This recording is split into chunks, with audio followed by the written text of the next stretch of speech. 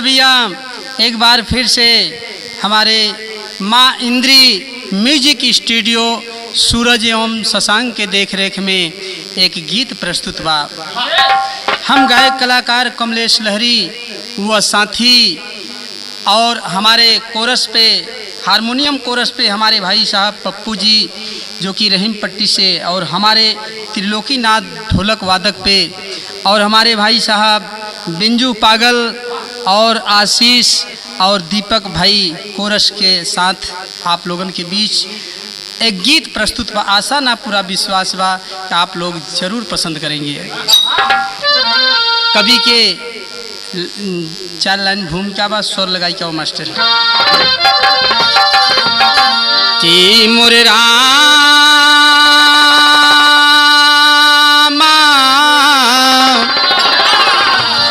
अरे मोरे रामा हो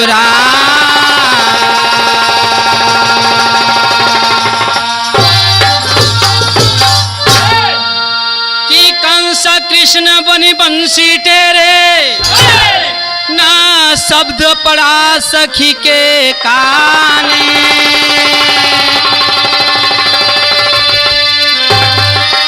मम्मा के पास हम जाब ना तो लीला हमार का जग जाने।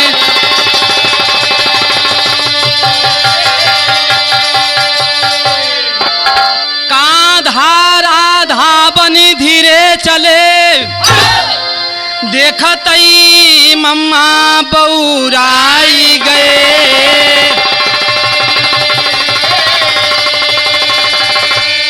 बसिया फेंकत डरिया छोड़ती, राधा के पास नियराई गए।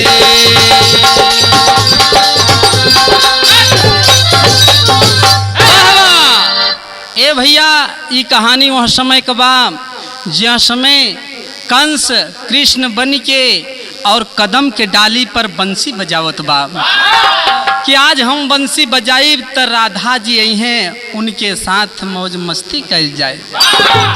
ए भैया, इतनी बतिया सुनत रहन कन्हैया जी, और कन्हैया जी राधा का रूप 16 श्रृंगार बनाई के, आई राजा कचकचवा रूप बनाई के, पाँव में पायल पहन के छम छम छम करत की आवत है। इतना बात कंस रूपी कन्हैया कहा था, वाह क्या बात है। लेकिन कहानी के शुरुआत बा मास्टर, कवि जी बड़ी अच्छी डेवढ़ के लाइन में लिखे हैं, मास्टर बजाइए।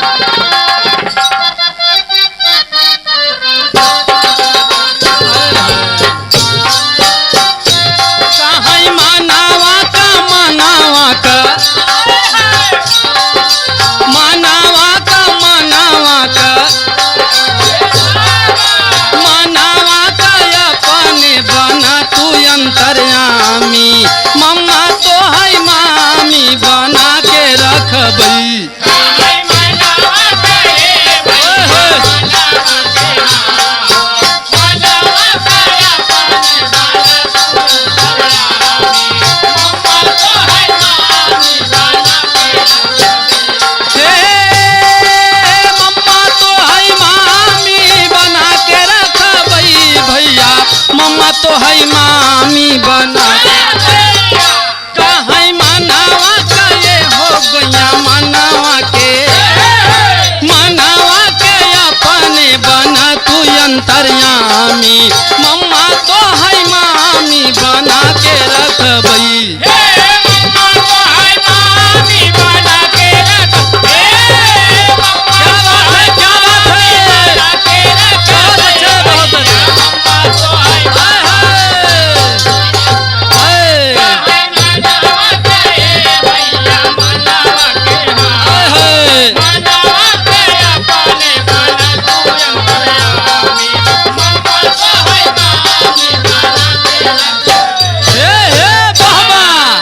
कन्हैया जी कहलन, बाहरे मामा,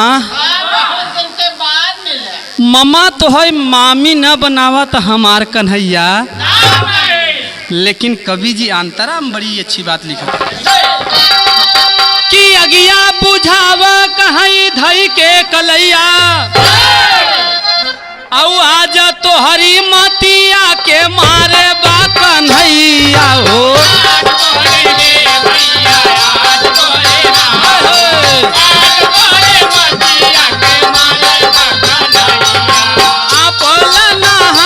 तब कटे रसमलैया अलबेला गोता मारे बनी गलू वाह वाह कहाँ अगिया बुझाव कहाँ धई के कलैया औ आज तोहरी मतिया के आप ल नहाए तब कटी रसमलैया अलबेला गोता मारे बनी गए ए भैया कन्हैया रूपी राधा आ कंस रूपी कन्हैया से कहत है अरे स्वामी और जब देखे तो फफाई परा कहे का बताई अब तब से कहा रुका रुका थोड़ा सब्र करा ये देखा जाए के नहाय के आवा तब हमसे संपर्क में जुड़ा इतना बात सुने त कंस रूपी कन्हैया कहे ओ हो काम गड़बड़ होई वाला रहा लगत अब काम हमार बन जाए लेकिन देवर के लाइन में कवि जी लिखत हैं अरे मोहन खड़े मोहन खड़े मोहन खड़े तीरा वाला जाए लखरामी मम्मा तो है मामी बना के रखबई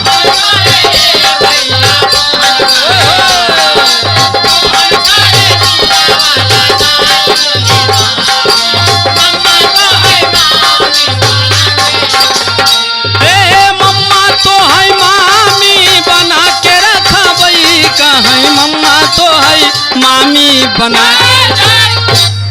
है मोहन खड़े गोइया मोहन खड़े तीरा वाला जाए लखरामी मम्मा तो है मामी बना के रखबई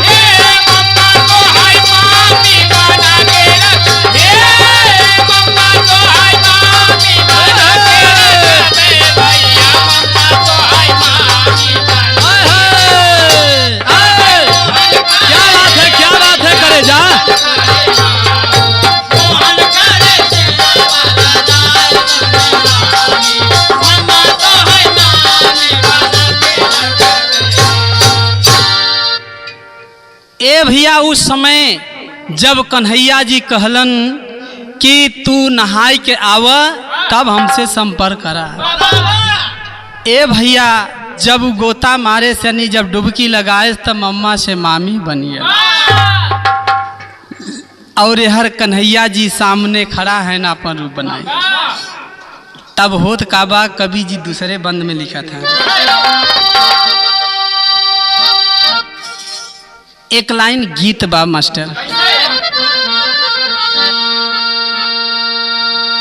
अरे काहे बाटे मनवा उदास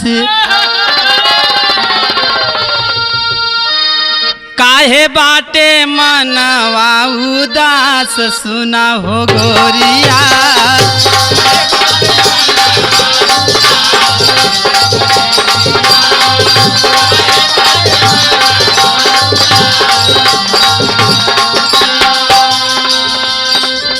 लेकिन कवि जी कहना बा कवि जी का कि मामी मामी हो कि मामी मामी हो तनिका दे तू घूंघूटा उठाई सुना हो मामी हो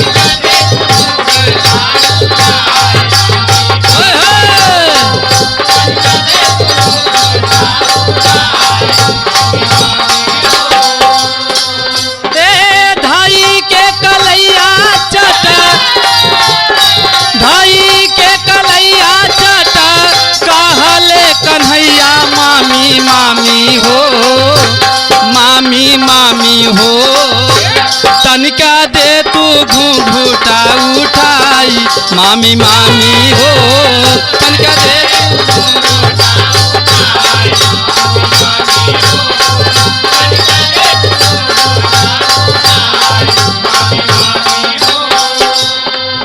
अब कंस रूपी कन्हैया जौन बना रहा भैया, अब लजाए लगा कैसे हम मुँह सामने दिखाई। लेकिन कन्हैया जी कहत हन, काली काली केसिया तोहरी मांगिया बखाली हो, मांगिया बखाली। काली काली केसिया तोहरी मांगिया बखाली हो, माथावा पे चंदा सोहे सोहे घटकाली हो, सोहे घटकाली।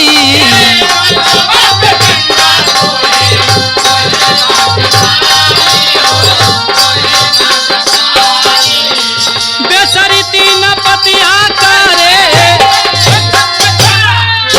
बेसरी तीन पतिया करे, ओठवा से बतिया मामी मामी हो, मामी मामी हो।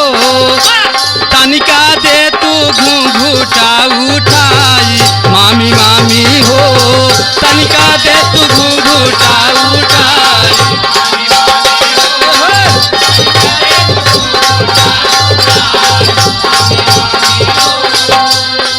दूसरे लाइन में कहना बा, गोरे गोरे गाल पहिरू हार का तुहारावा हो, हार का तुहारावा। गोरे गोरे गाल पहिरू हार का तुहारावा हो, हार।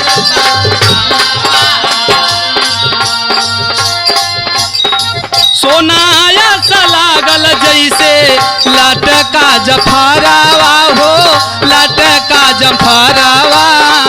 सोनाया सा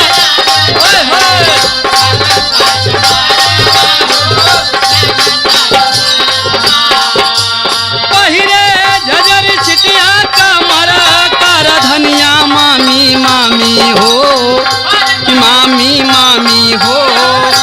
साघन भाना तो हरे के जाए, मामी मामी हो। साघन भाना तो हरे के जाए।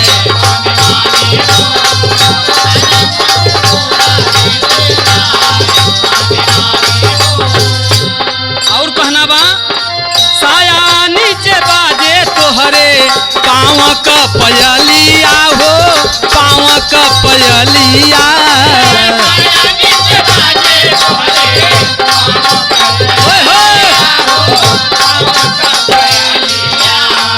एड़िया महावर लख मेहदी कललिया हो, मेहदी कललिया।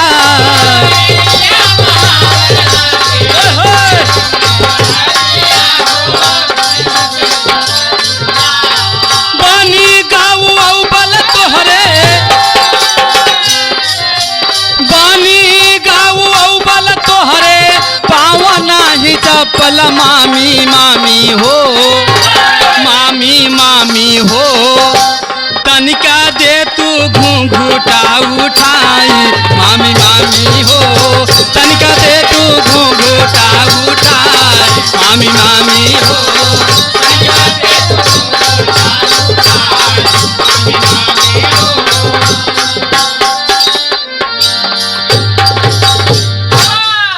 ए भैया वह समय लजाए लगा, अब ओकर शौक श्रृंगार देख के कन्हैया जी बड़ा मगन हैं। कहें धन्य हो मामी, अब तोहें हम ले आए के चलब घरे। लेकिन कहना बा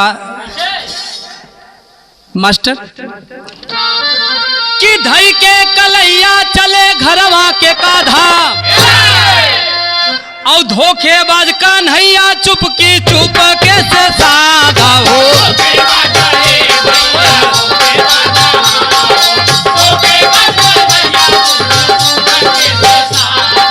धीरे धीरे चली आव दुष्ट बनी व्याधा, धनिया धुरंधर देखी जासो जिया। ए भैया कलाई धई के कन्हैया जी आगे आगे चल देहन लड़की। अरे इनका नहीं भैया, वो कन्हैया लेके चल दिहन मामी के। कहाँ चला, अब वो एकदम मोटवार डठवार। और जब कन्हैया जी लेके घरे पहुँचत हैं और तब होत काबा कवि जी बड़ी अच्छी टेरी के लाइन में लिखत है, कहाँ माँ तो है माँ तो है माँ तो है पातो हूँ मिल गई बिना दामी, मम्मा तो है मामी बना के रखबई।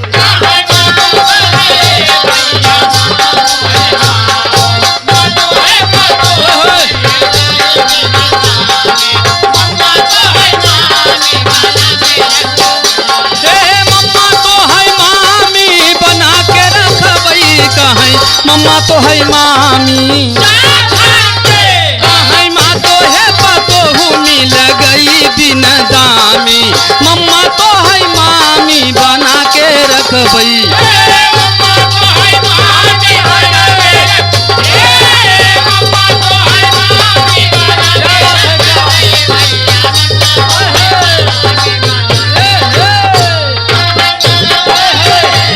जिया करे जा जिया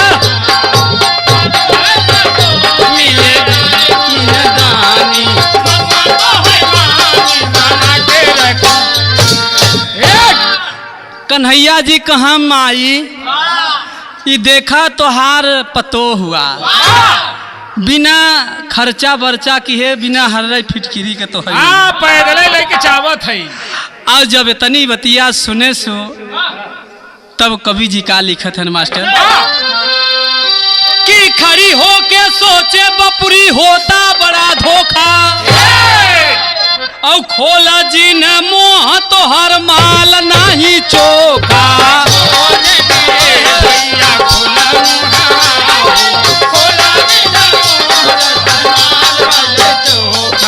खूब खियाइब हरा जाई पलरे पर जोखा, खिखिली खिलाइब तोहार खाली रही तोहार खाली रही कोखा। कहे देखा ई जौन घूंघट काढ़े घूंघट काढ़े कर रहा आई घूंघट उठावा जिन ना है तो कुल बना काम बिगड़ जाए।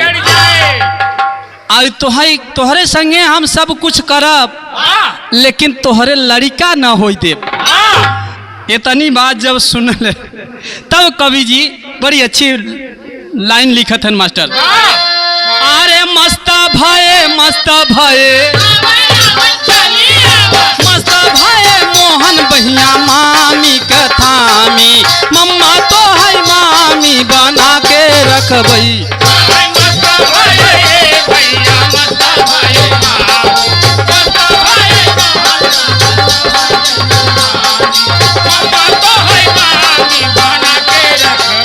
हे मम्मा तो है मामी बना के रखबई, कहे मम्मा तो है मामी मस्त भये गोइया मस्त भये मोहन बहिया मामी कथा में, मम्मा तो है मामी बना के रखबई।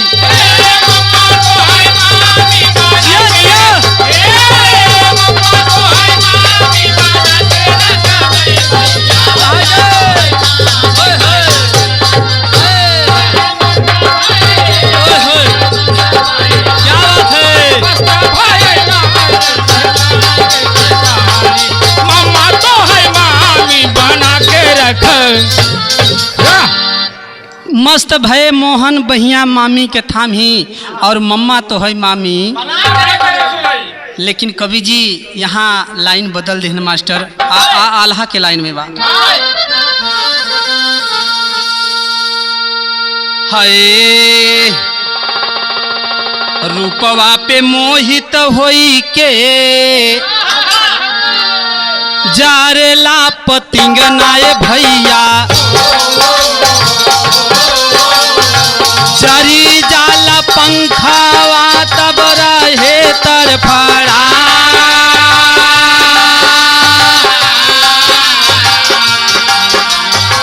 दानवा के लालच जैसे फांसेला बनरवाए भैया, बीच सभा में रहे कामरिया हिला,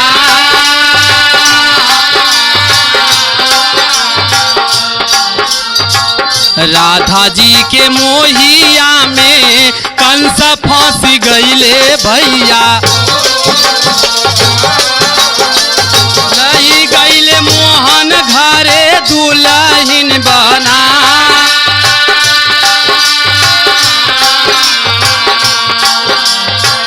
देखली यशोदा मैया कहली बचनिया बेटा,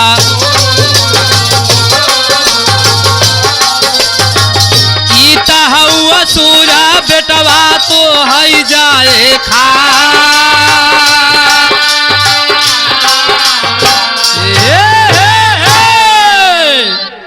ए भैया, जे समय आदमी मजबूरी में फंसत है तो ओकर दशा वही जानत है। अब वह समय कंस रूपी जौन कन्हैया बना रहा ओकर हालत खराब बा मास्टर, और इतना खराब कहे का बताई, हमें इतना यहाँ परेशानी बा, आई हम का किया और का होई बा। लेकिन आल्हा के आखिरी लाइन में कहना बा,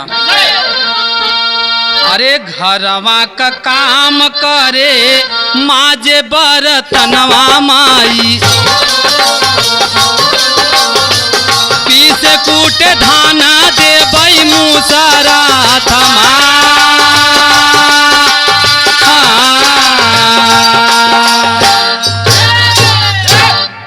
कन्हैया जी कहें देखा माई, जहाँ ही धान ऐसे कुटवाऊ और जांत पिसवाऊ एकर सारी नशा उतर जाए। ए भैया, इतना बात जब सुनता वो से रह नहीं जाता, कहता का बताई, कोनो ऐसन वक्त आवत कि हमार फिर से काया बदल जाता। ए भैया, इतना समय जब बीत गया तो कवि जी लिखत है कि बीता 6 मास जियाए कदम गाऊ भी, और बिना विचारे जाए सरोवर में डूबी हो।